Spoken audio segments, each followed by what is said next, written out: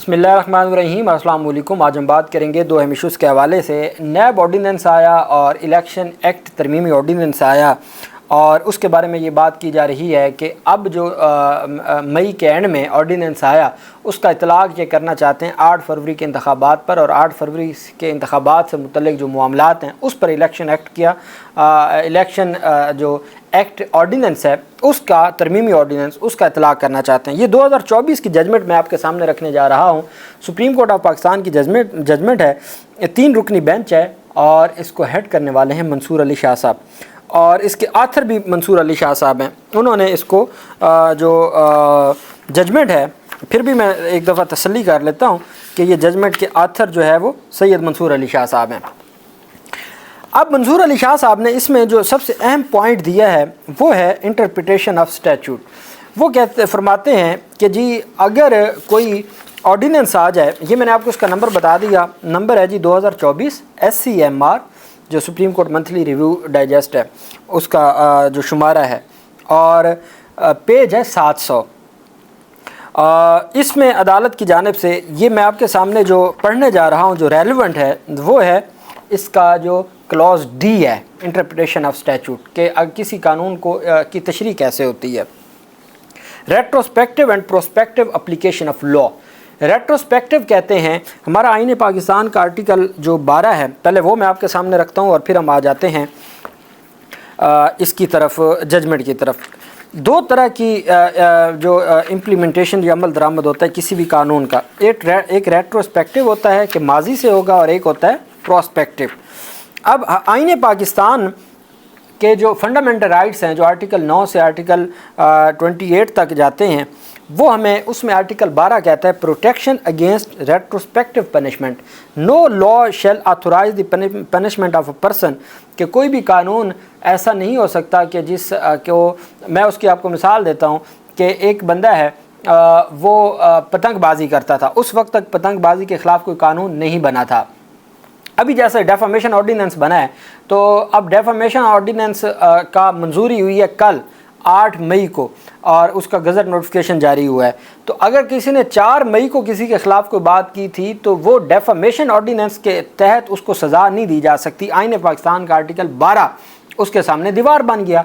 वो कहेगा कि भाई आप किसी को पिछले कानून माजी से नहीं सज़ा दे सकते, जो कानून जिस दिन बना है उस दिन से लेके आगे उसका प्रोस्पेक्टिव इफेक्ट तो होगा, रेट्रोस्पेक्टिव इफेक्ट नहीं होगा।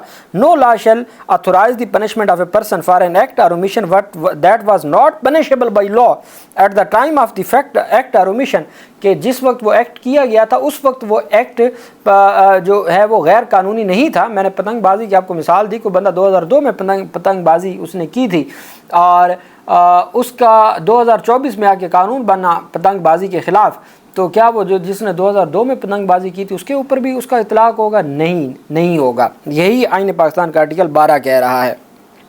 आर्टिकल 12 कहता है कि जी no law shall authorize the punishment of a person for an act or omission that was not punishable by law at the time of the act or omission, or for an offence by a penalty greater than or of a kind of different form of the penalty prescribed by law for that offence at the time the offence was committed. पहले ये था कि उसकी सज़ा कम थी, बाद में सज़ा बढ़ गई, तो उसका ये मतलब नहीं है कि जो जिसने पहले ऑफेंस किया था उसके ऊपर भी बढ़ी हुई सज़ा का अमल दरामद होगा। नहीं, नथिंग इन क्लास 1 और in article 270 shall apply to any law making acts of abrogation of supervision of constitution and force of Pakistan at any time since the 23rd day of March 1956 and offence.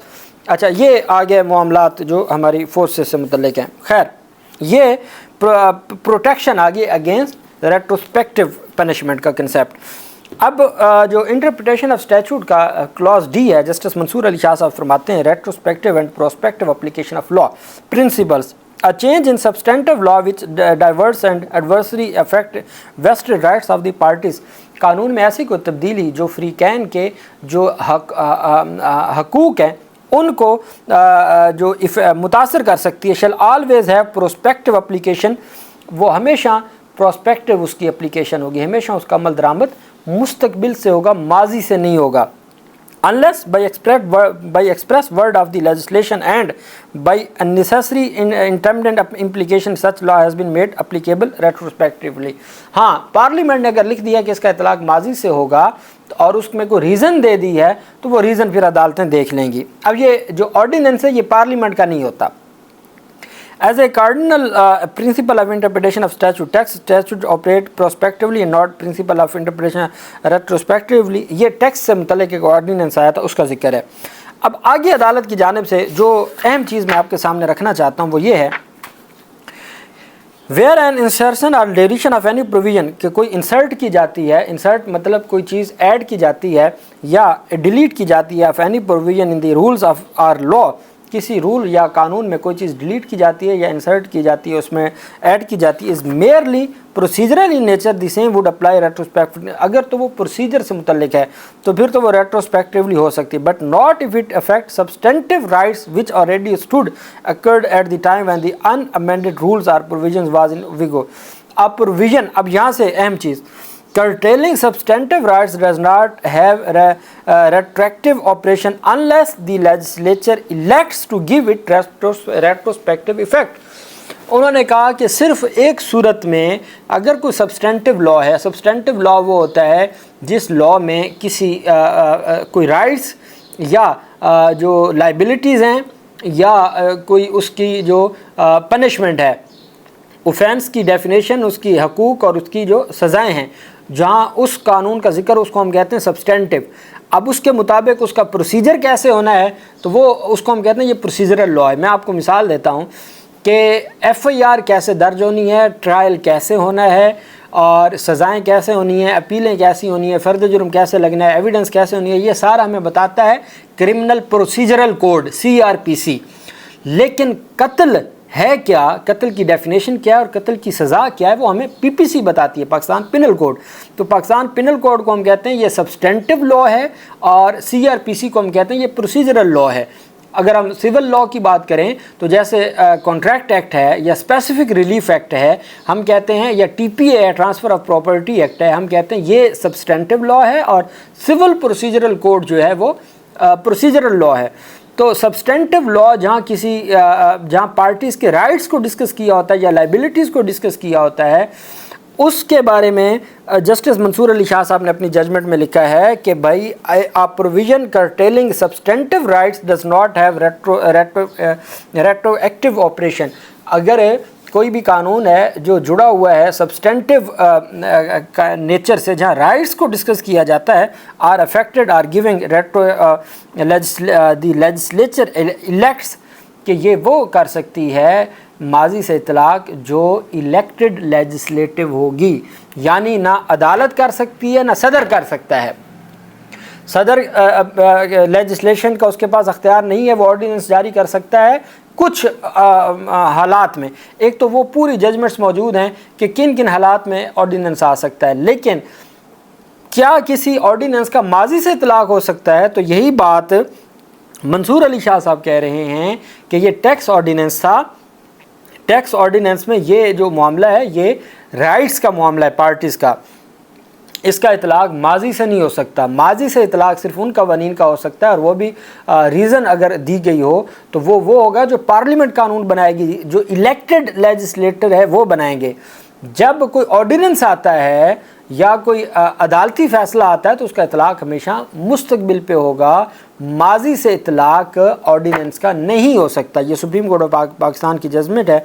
दस where existing rights are affected or giving retroactive operation causes inconvenience or injustice, the court will not favor an interpretation giving retrospective.